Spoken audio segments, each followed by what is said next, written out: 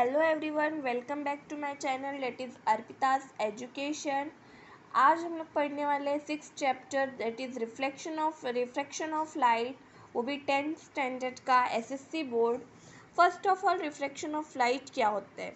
Light changes its direction when going from one transparent medium to another transparent medium. This is called the reflection of light. मतलब कि जब light अपना direction change करती है while going, जैसे कि किसी एक मीडियम से दूसरे ट्रांसपेरेंट मीडियम में आती है, तो उसी को कहते हैं रिफ्लेक्शन ऑफ लाइट। जैसे एयर से वाटर में आना, सॉलिड से एयर में जाना, या फिर किसी भी one medium to second medium, first medium to second medium में जाना। And let's what is written here, see it now. यहाँ पे क्या दिया गया है? जो रिफ्लेक्शन ऑफ लाइट है वो कहाँ पे ऑकर्स कर रहा है? यहाँ पे ग्लास में ऑकर कर रहा है। एंड से नॉर्मल लाइन से देखो, यहाँ पे सिंपली मैं आपको बताती हूँ कि इसमें पैरा में क्या दिया गया है। कि इसमें देखो, यहाँ रिफ्लेक्शन रे है और यहाँ पे भी रिफ्लेक्शन रे है, लेकिन क्या है देखो, इसमें देखो मतलब ये जो नॉर्मल लाइन से ये यहाँ पे एयर से मतलब वो इसमें आया, सॉलिड में आया, एयर से ग्लास में आया है रिफ्लेक्शन ऑफ लाइट। दोनों ट्रांसपेरेंट मीडियम में दोनों चेंज हो रहे हैं, अपना मतलब डायरेक्शन चेंज हुआ तो इसी मतलब जब मीडियम चेंज होता है तो रिफ्लेक्शन ऑफ लाइट होता है। लॉज ऑफ रिफ्लेक्शन, अभी हम लोग को पढ़ना है कि रिफ्लेक्शन ऑफ लाइट के लॉज क्या है, रूल्स क्या है। Incident ray and reflected ray at the point of P, at the point of incident and on the opposite sides of the normal on the surface of a slab on at that point, that is CD, and there is incident and three incident ray, refracted ray, normal are in the same plane. अभी हम लोग पहले देखते हैं, यहाँ पे incident ray है, normal रे है, और क्या है देखो, इंसिडेंट रे और यहाँ पे ये रिफ्लेक्टेड रे। तीनों रे जो है एक ही मतलब एक ही स्लैब पे परफॉर्म होते हैं, मतलब एक ही लाइन पे परफॉर्म होते हैं। For given pair of a media air and glass the ratio of sine i r is constant. मतलब जितना ही इंसिडेंट होता है उतना ही मतलब रिफ्लेक्शन ऑफ लाइट भी उतना ही होता है। सेकेंड थिंग हम लोग देखते हैं रिफ्रैक्टिव इंडेक्स। इन शॉर्ट में आप लोगों को बताती हूँ कि रिफ्रैक्टिव इंडेक्स क्या होता है। रिफ्रैक्टिव इंडेक्स मतलब जो वो वेलोसिटी होती है रिफ्रैक्टिव ऑफ लाइट, जो रिफ्लेक्शन ऑफ लाइट होता है उसकी जो मीडियम में जो वेलोसिटी होती है उसी को कहते हैं। First of all, the change in the direction of a light ray entering different media is different. It is related to reflective index of the medium. मतलब ये किससे रिलेटेड है? रिफ्लेक्टिव इंडेक्स से, जो कि दूसरे मीडियम में जो चेंजेस होते हैं। The value of reflective index, मतलब जो वैल्यू होता है रिफ्लेक्टिव इंडेक्स का वो डिफरेंट होता है डिफरेंट लाइट ऑफ मीडियम और डिफरेंट कलर्स के लिए। फर्स्ट ऑफ ऑल, यहाँ पे पैरा में क्या दिया गया कि जो स्नेल्स लॉ है उनके द्वारा, मतलब उन्होंने बोला है कि जो सिन आई और सिन आर होता है, मतलब इंसिडेंट एंड रिफ्लेक्शन जो होता है वो कांस्टेंट होता है, इसीलिए एन को बोला जाता है, n is called the reflective index of the medium with respect to second medium to first medium. Or मतलब अगर देखो, पहली बात तो आई अगर आर है, ज़ीरो है, तो रिफ्लेक्शन ऑफ लाइट भी ज़ीरो ही होगा, ये स्नेल्स लॉ का कहना है। यहाँ पे कुछ रिफ्लेक्टिव इंडेक्स के वेलोसिटी सब्सटेंस के हिसाब से वेलोसिटी दी गए हैं, उसको पढ़ लेना। ये रिफ्लेक्टिव इंडेक्स का फॉर्मूला है कि रिफ्लेक्टिव इंडेक्स का फॉर्मूला क्या है। Reflective index to ratio n one.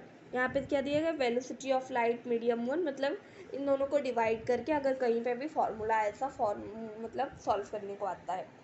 अब देखते हैं यहाँ पे क्या दिया गया। फर्स्ट वाले में दिया गया rarer medium to denser medium, मतलब कि यहाँ पे रेरर मीडियम से जब डेंसर मीडियम में आता है इंसिडेंट रे, तो कैसे देखो, when a light ray passes from a rarer medium to denser medium it bends towards. जब rarer medium to denser medium में कोई भी रे लाइट रे आती है तो किसकी तरफ बेंड हो जाती है? नॉर्मल की तरफ बेंड हो जाती है। When a light ray passes from a denser medium to rarer medium, it bends away from the normal.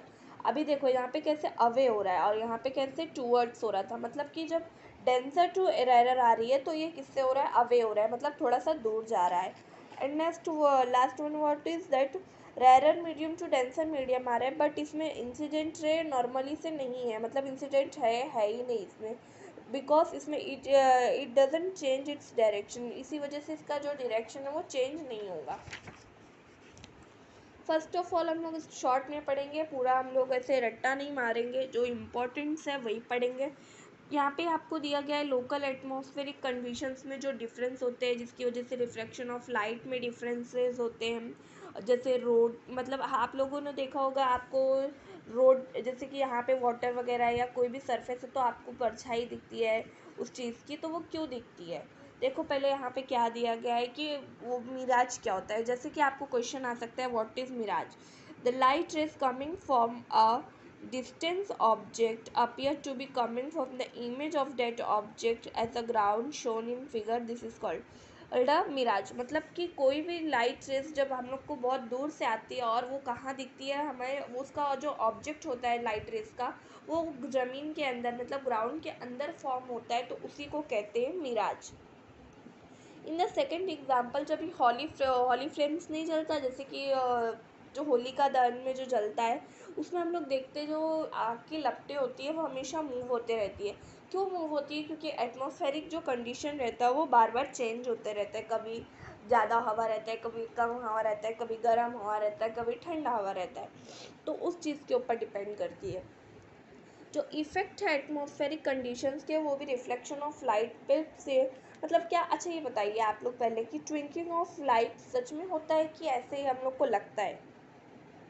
सोचिए इस बारे में, उसके बाद इसको वीडियो को पॉज करके उसके बाद फिर आगे से देखिए कि क्या ट्विंकलिंग ऑफ स्टार होता है कि हमको ऐसा लगता है।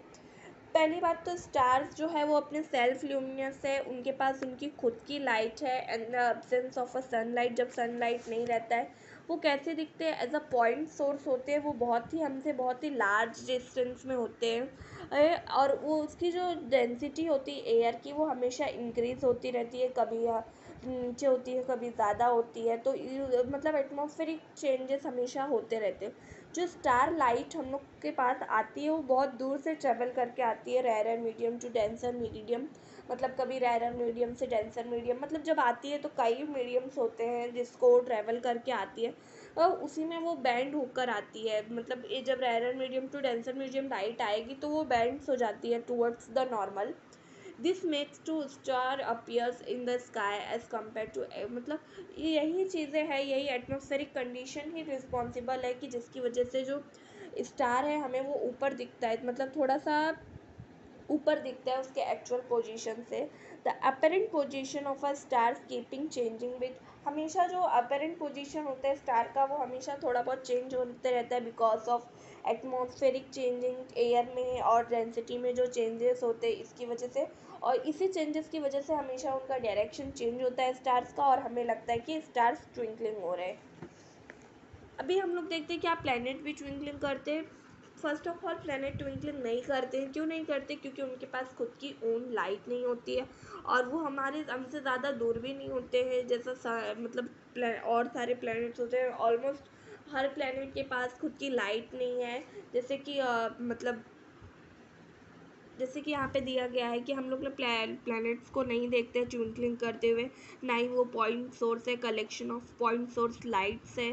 एंड सेकंड लास्ट थिंग हम लोग पढ़ते हैं dispersion of a light, the process of a separation of a light into its component colors while passing through a medium is called a dispersion of a light।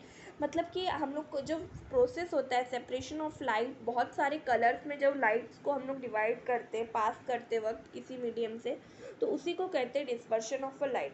अभी dispersion of a light like बहुत से colours में होते हैं, जैसे कि mostly यहाँ पे दिया गया है नाम, violet, blue, indigo, green, orange, red, yellow, इन सारे कलर्स में होता है कि, और इसी को कहते हैं लाइट का इलेक्ट्रोमैग्नेटिक रेडिएशन। इसमें जो वेवलेंथ होता है इसकी बहुत ही ज़्यादा इम्पॉर्टेंट प्रॉपर्टी होती है रेडिएशन की। और इसका वेवलेंथ ऑफ रेडिएशन जो होता है एक सेंसिटिव आइज का 400 to 700 नैनोमीटर होता है। एनएम मतलब नैनोमीटर। इन दिस हम लोग क्या पढ़ते हैं कि जो मतलब वेवलेंथ है वो हमें ज़्यादा मेंशन किया जाता है। सबसे ज़्यादा वेवलेंथ किसकी है? रेड लाइट की, उसकी 700 नैनोमीटर है, और सबसे कम किसकी है? वॉयलेट की, उसकी 400 नैनोमीटर है। और यहाँ पे आपको बताया गया है कि 1 nanometre is equal to 10 power -9 nanometre. जो रिफ्रैक्शन ऑफ लाइट होते हैं उसकी फ्रीक्वेंसीज हमेशा सेम रहती है, बट वेलोसिटी हमेशा डिफरेंट रहता है। वो उसके मीडियम और फ्रीक्वेंसी ऑफ लाइट पे डिपेंड करता है और कलर के वेलोसिटी पे डिपेंड करता है। और refractive index of a medium different होता है हर डिफरेंट कलर के लिए। और यहाँ पे देखो आपको बताया गया है कि सबसे ज़्यादा 700 का होता है, उसके बाद 600, ऐसे ऐसे करके, और सबसे ज़्यादा कम होता है 400 का। लास्ट वन क्या है हम लोगों का? पहले तो पार्शियल रिफ्लेक्शन क्या होता है? When light enters a rare medium to denser medium, मतलब कि जब भी लाइट एंटर करता है rare medium to denser medium, जब वो पार्शियली रिफ्लेक्टेड, मतलब वो रिफ्लेक्टेड होके बैक चला जाता है डेंसर मीडियम में एज पर द लॉ, तो उसी को कहते हैं पार्शियल रिफ्लेक्शन। और इसमें हम लोग और देखते हैं कि जैसे कि स्नेल्स लॉ के द्वारा बताया गया है कि एंगल ऑफ इंसिडेंट आई और एंगल ऑफ इंसिडेंट आर जो होते हैं वो हमेशा डिफरेंट, मतलब सेम रहते हैं। और फर्स्ट ऑफ ऑल हम लोग पढ़ते हैं क्रिटिकल एंगल क्या होता है। अब अगर मतलब पर्टिकुलर वैल्यू जो होती है इंसिडेंट और आर की, अगर वो 90 डिग्री बन जाए तो उसी को कहते हैं क्रिटिकल एंगल। और टोटल इंटरनल रिफ्लेक्शन क्या होता है? अगर कोई भी मतलब denser medium to rare medium आता है तो जो लाइट रिफ्लेक्ट होकर बैक जाती है डेंसर मीडियम पे, उसी को कहते हैं टोटल इंटरनल रिफ्लेक्शन। अभी हम लोग यहाँ पे पढ़ेंगे कि रेनबो का फॉर्मेशन कैसे होता है। रेनबो एक बहुत ही नेचुरल ब्यूटीफुल फेनोमिना है। इसमें बहुत सारे कंबाइंड इफेक्ट्स को ज्वाइन करके, प्रोसेस को ज्वाइन करके बनता है। First of all it is combined dispersion, refraction and total internal refraction. तो हम लोग ने ये तीनों चीज़ें पढ़ा। टोटल इंटरनल रिफ्रैक्शन क्या होता है, रिफ्रैक्शन क्या होता है और डिस्पर्शन क्या होता है। रिफ्लेक्शन ऑफ लाइट भी पता है हमको।